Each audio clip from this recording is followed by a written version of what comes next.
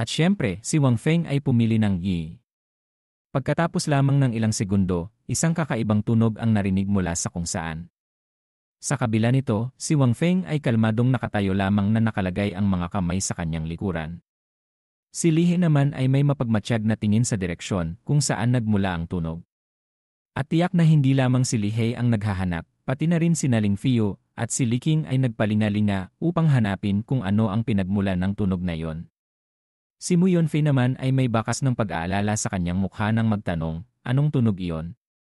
Posible bang sinalakay na tayo ng mga kaaway? Lumabas na ang pinagmulan ng tunog ay isang kulay gintong mesi-lese.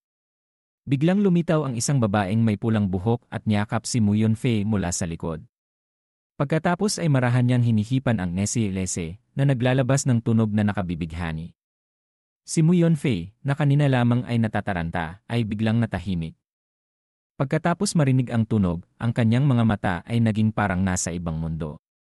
Pagkatapos nito, umalis ang babae, ngunit patuloy na ginagamit ang mga besi-desi sa kanyang katawan upang lumikha ng tunog na nagiging sanhi ng pagkawala ng balanse ni Mu Yunfei.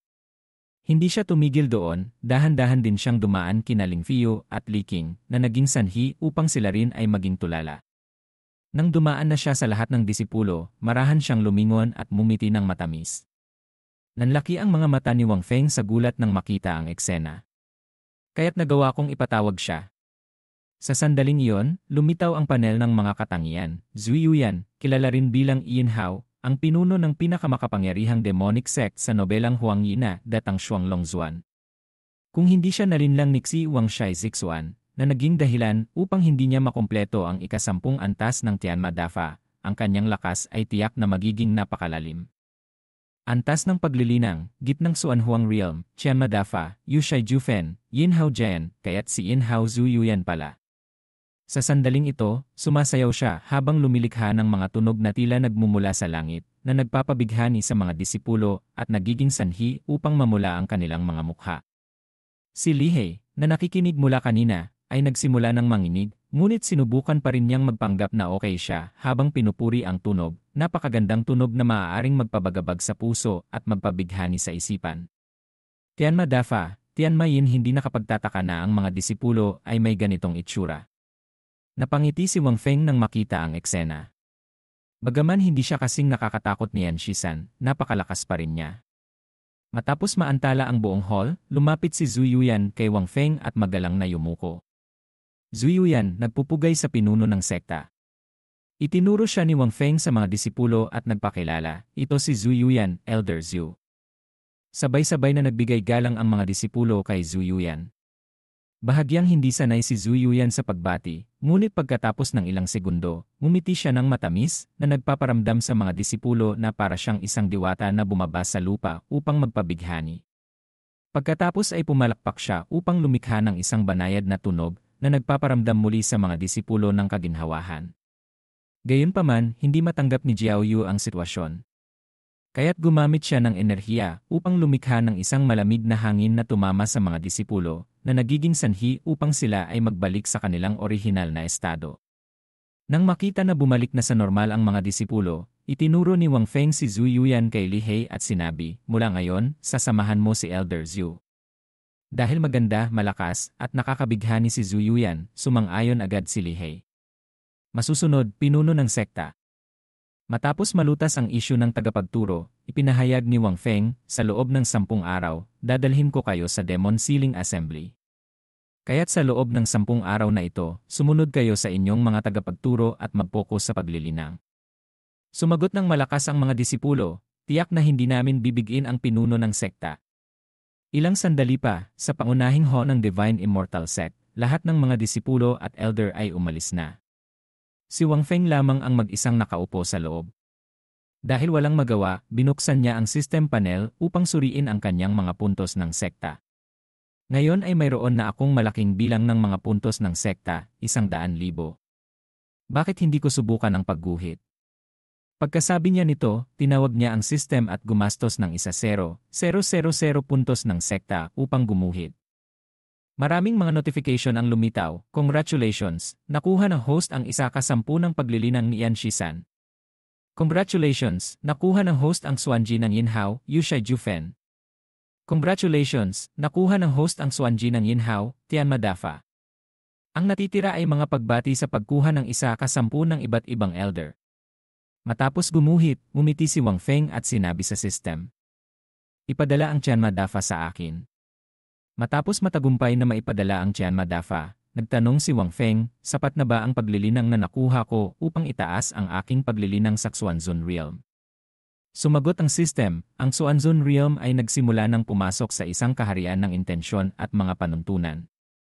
Maliban kung ipatawag ng host ang isang eksperto sa Xuanzun Realm at kunin ang kanilang paglilinang, hindi maaaring itaas ang iyong paglilinang sa Xuanzun Realm.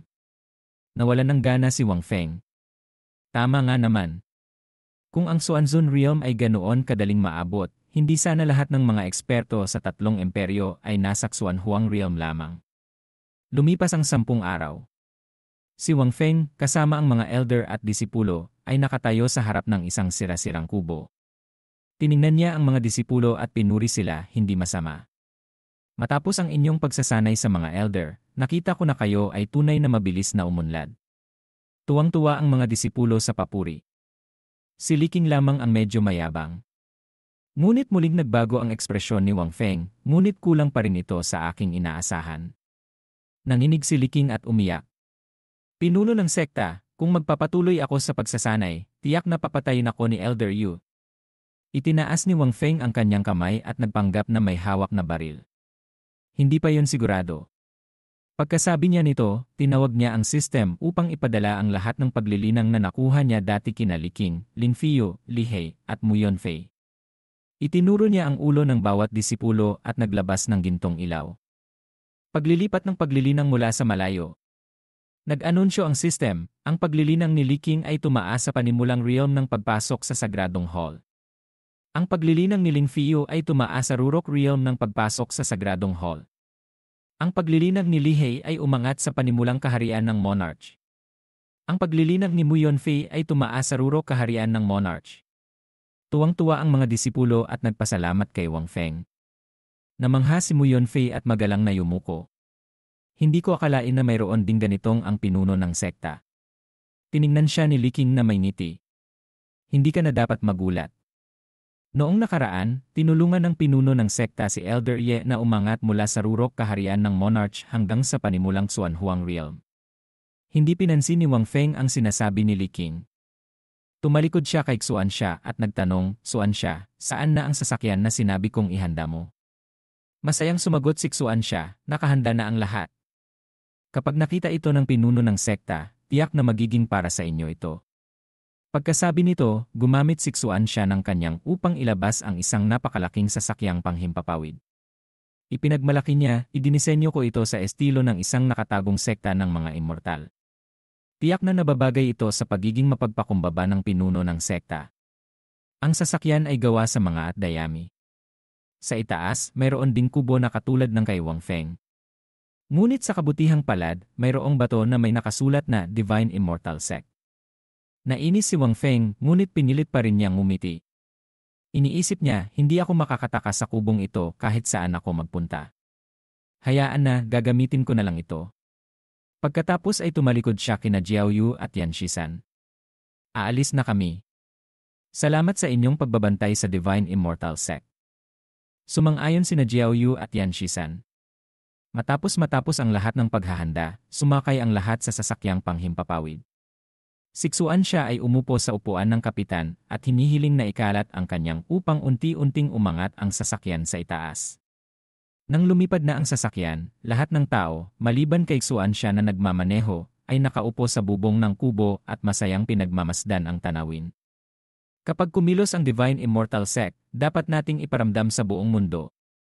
Pagkatapos ay mumiti siya at sinabi, umalis na tayo. Pagkasabi niya nito, pinabilis ni Xuanxia ang sasakyan patungo sa Demon Ceiling Assembly.